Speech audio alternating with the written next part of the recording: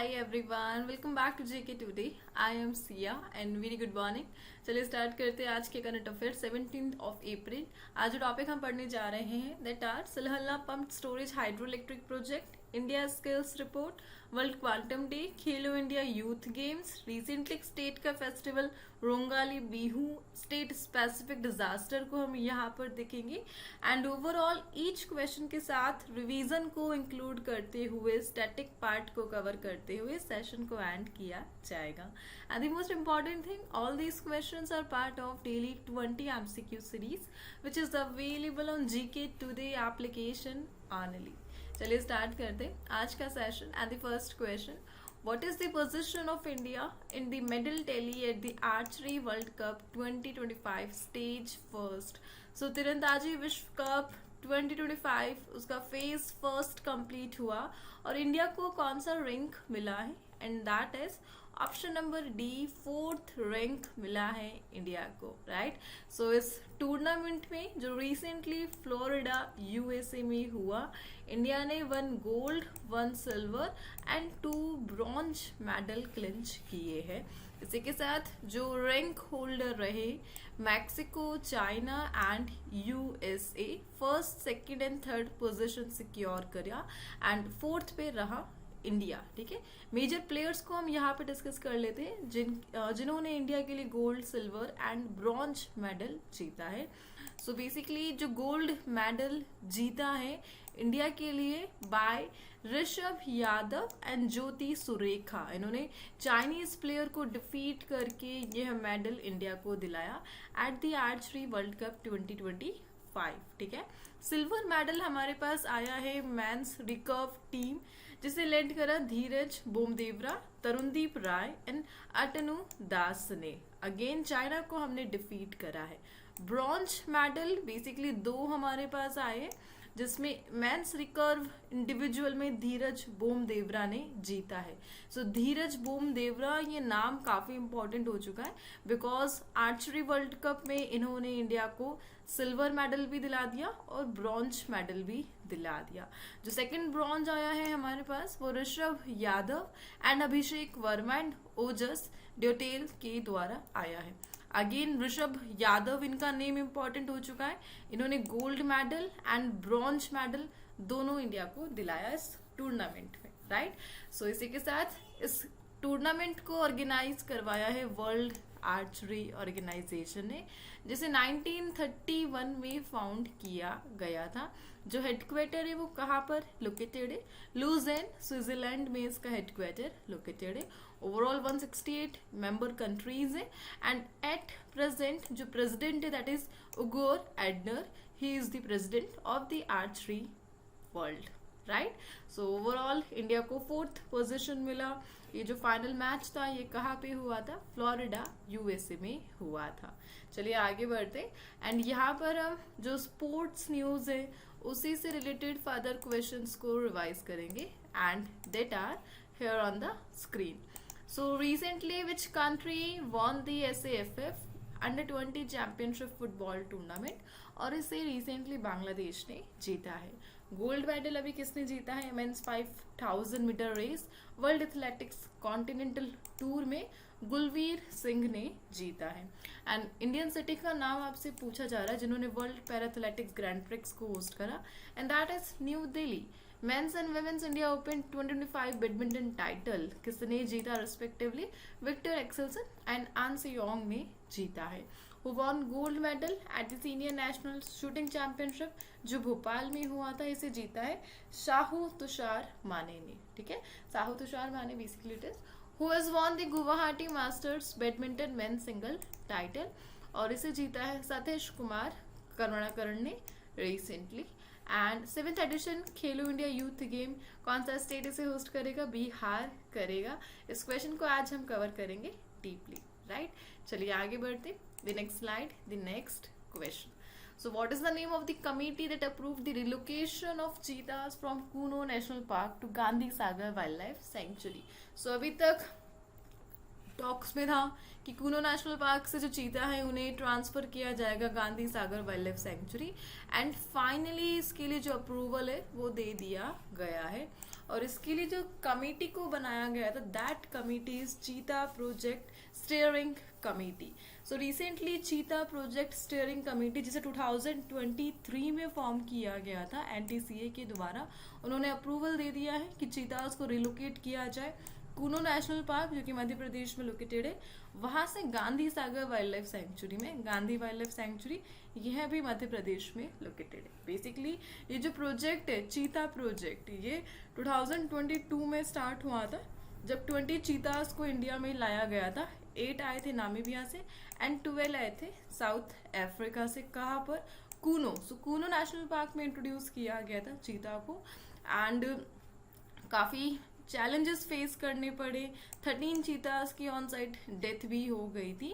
Now again relocation project चल रहा है सो दैट जो चीता की पॉपुलेशन है इंडिया में उन्हें एनहांस किया जा सके. सो ओवरऑल इस प्रोजेक्ट के द्वारा जो गांधी सागर है वहां पर 60 से 70 चीतास को इंट्रोड्यूस किया जाएगा आने वाले टाइम में.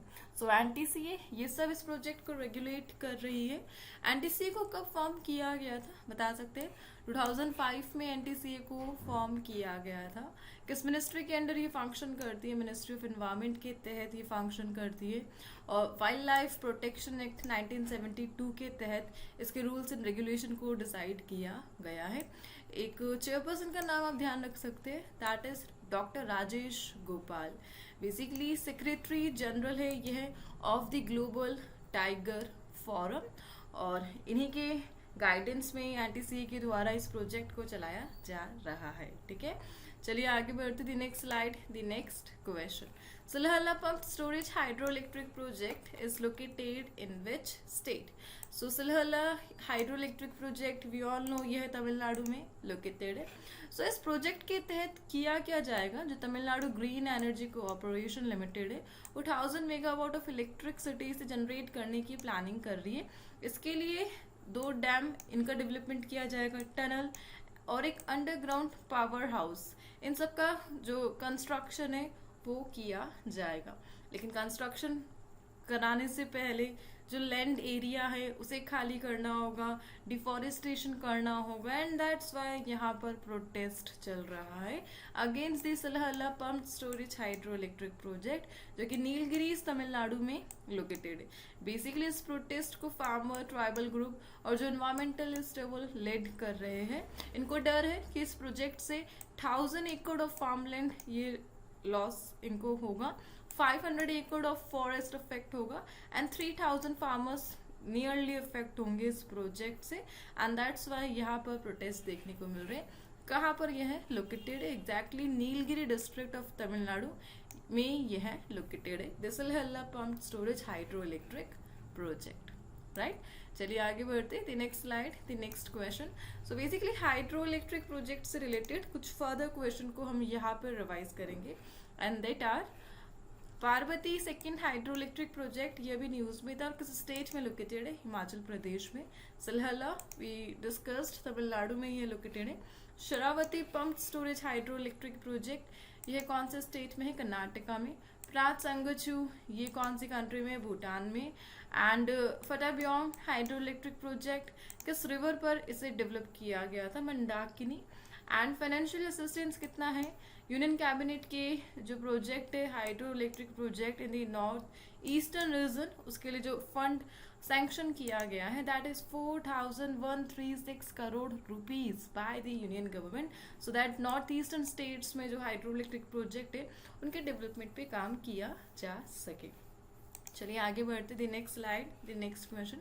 World quantum day is observed annually on which day? So यहाँ पे हम डिस्कस कर रहे the day in news and that is world quantum day. And इसे एनुअली 14th of April को सेलिब्रेट किया जाता है, सो दैट जो क्वांटम साइंस एंड टेक्नोलॉजी है उसके लिए जो अवेयरनेस है उसे प्रमोट किया जा सके.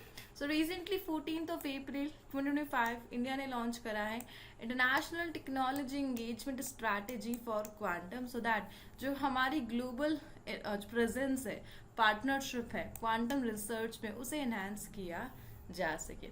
बेसिकली ये जो मिशन है international technology engagement strategy for quantum, इसके द्वारा इंडिया का जो नेशनल क्वांटम मिशन है इसे सपोर्ट किया जाएगा, कोलैबोरेशन है उसे बूस्ट किया जाएगा, और ओवरऑल इंडिया को बनाना है एक leader in quantum technology, and that's why ये क्वेश्चन अभी न्यूज में रहा। ठीक है, इसी के साथ यहाँ पर एक मिशन ऑलरेडी मेंशन है, that is national quantum mission. So national quantum mission को इंडिया ने कब लॉन्च किया था? 2023 में इसे लॉन्च किया गया था, और basically quantum computing, communication, material development, इस पर यह फोकस करता है। कौन सा जो इंस्टीट्यूट है वो इस प्रोजेक्ट को देख रहा है? That is department of science and technology. इसके लिए बजट कितना एलोकेट हुआ? $730 मिलियन, राइट। चलिए आगे बढ़ते। रिसेंटली जितने भी डेज इन न्यूज से रिलेटेड क्वेश्चन है उन्हें हम रिवाइज करेंगे, and that are: which state government has launched the maternal and child sanjeevani mission and Anmol 2.0 portal on world health day? और मध्य प्रदेश ने रिसेंटली इसे लॉन्च किया। वर्ल्ड हेल्थ डे ये 7 अप्रैल को मनाया जाता है। The national day of sport for development and peace is observed annually on which day? April 6. World health day 7 April. International mine awareness day 4 April को एनुअली सेलिब्रेट किया जाता है। And India Nepal literature cultural festival 3-day event यह उत्तर प्रदेश के मथुरा में celebrate किया गया। 4 day school चले हम कैंपेन, इसे लॉन्च करा है मध्य प्रदेश ने। And world autism awareness day यह 2 अप्रैल को ऑब्जर्व किया जाता है एवरी ईयर। फाइन, चलिए आगे बढ़ते। The next slide, the next question. According to the India skill report 2025, which state has topped in the area of mathematical skills and computer proficiency? So mathematical skill and computer proficiency इस category में किसी state ने top करा है, and that report is India Skills Report 2025, and that state is Uttar Pradesh. So recently Uttar Pradesh ने lead करा है mathematical skills, computer proficiency and critical thinking में।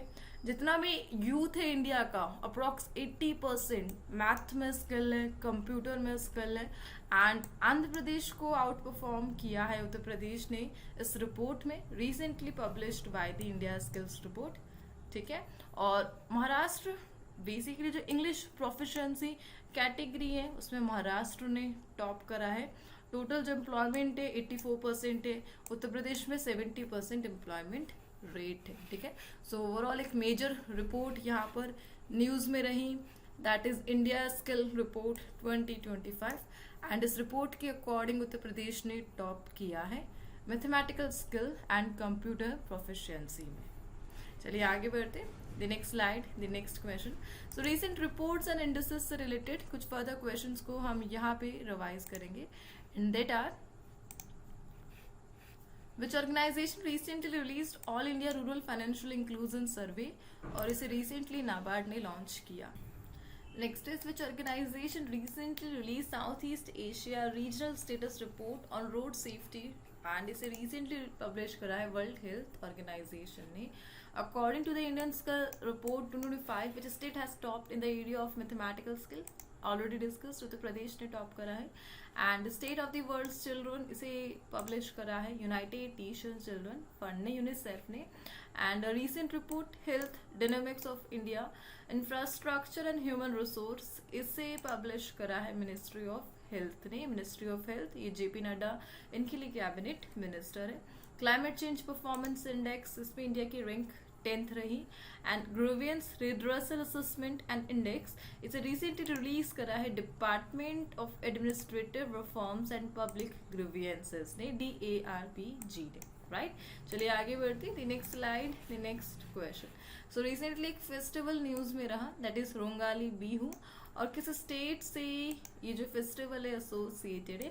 एंड असम से एसोसिएटेड है। सो बेसिकली असम इस फेस्टिवल को रिकग्नाइज करता है as Assam is new year. सो इनका न्यू ईयर सेलिब्रेट किया गया 14th अप्रैल से 20th अप्रैल तक सेलिब्रेशन चला असम में रोंगाली बिहू और बोहाग बिहू के नाम से भी इसे जाना जाता है।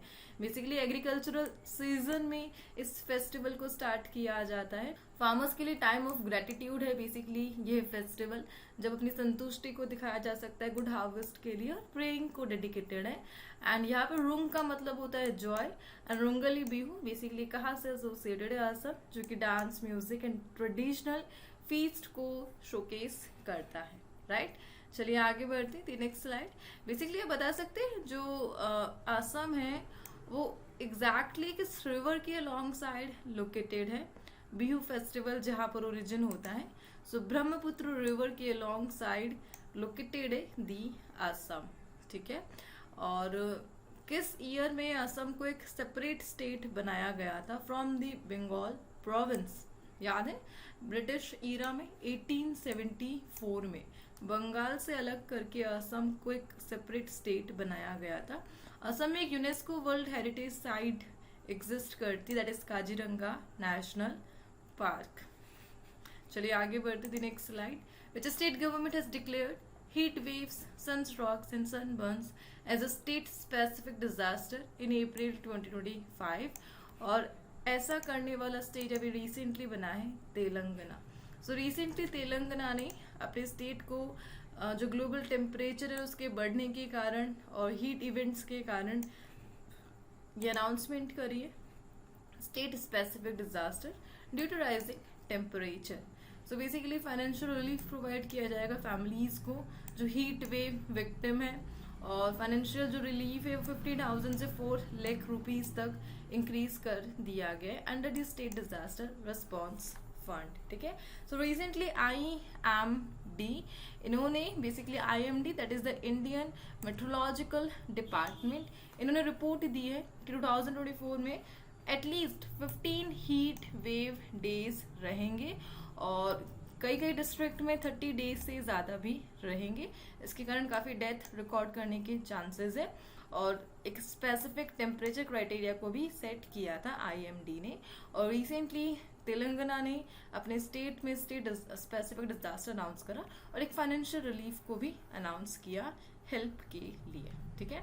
आगे बढ़ते थे। Next slide. The next question, which institution is launch a report on unlocking $25+ billion export potential India's hand and power tool sector. So ये जो रिपोर्ट है इसे रिसेंटली किसने पब्लिश करा है, and it is done by NITI Aayog. So recently NITI Aayog ने इस report को पब्लिश किया है। As per this report India का जो hand and power tool sector है उसको शोकेस किया गया कि जो इकोनॉमिक ग्रोथ है उसे ड्राइव किया जा सकता है, एंड $25 बिलियन को टारगेट किया जा सकता है एक्सपोर्ट, और 35 लाख जॉब्स को क्रिएट किया जा सकता है एज पर दिस रिपोर्ट, ठीक है। और अकॉर्डिंग टू दिस रिपोर्ट कुछ डेटा सामने आया है कि जो ग्लोबल मार्केट है $100 बिलियन और $190 बिलियन तक ये हो जाएगा 2035 तक, लेकिन इंडिया एक्सपोर्ट्स पर फोकस्ड रहेगा $600 मिलियन के लिए in hand tool and $470 billion के लिए पावर टूल्स पर एज पर दिस रिपोर्ट। और बेसिकली एक्सपोर्ट गोल को अगर हमें अचीव करना है तो इनोवेशन, MSME को सपोर्ट करना, इंडस्ट्रियल इंफ्रास्ट्रक्चर इन्हें बूस्ट करना, इन सब पर फोकस करना होगा, ठीक है। बेसिकली ये रिपोर्ट है इंडिया का जो गोल है विकसित भारत 2047, उसको अचीव करने के लिए जो भी प्रॉब्लम्स है, जो भी हमें इम्प्रूवमेंट करना है उसे हाईलाइट कर रही है, ठीक है। ओवरऑल इस रिपोर्ट को किसने पब्लिश करा, नीति आयोग ने पब्लिश करा। नीति आयोग को 2015 में एस्टेब्लिश किया गया था। योजना आयोग को नीति आयोग ने रिप्लेस किया था। नीति आयोग का फुल फॉर्म क्या है, national institution for transforming India. And NITI Aayog को कौन चेयर करते, PM चेयर करते, और फर्स्ट वाइस चेयरपर्सन कौन बने थे, अरविंद पंगारिया, इन्हें अपॉइंट किया गया था the first chairperson of NITI Aayog, ठीक है। आगे बढ़ते the next slide. The next question, who has won the 2025 Paris freestyle chess grand slam title. So recently जो टाइटल है Paris chess grand slam title, जो कि पेरिस में ही हुआ है, और इसे किसने जीत लिया है, और इसे रिसेंटली मैग्नस कार्लसन ने जीत लिया है। So world number 1 Magnus Carlsen इन्होंने जीता freestyle chess grand slam title. Basically कहाँ से एसोसिएटेड है? मैग्नस कार्लसन, नॉर्वे से एसोसिएटेड है।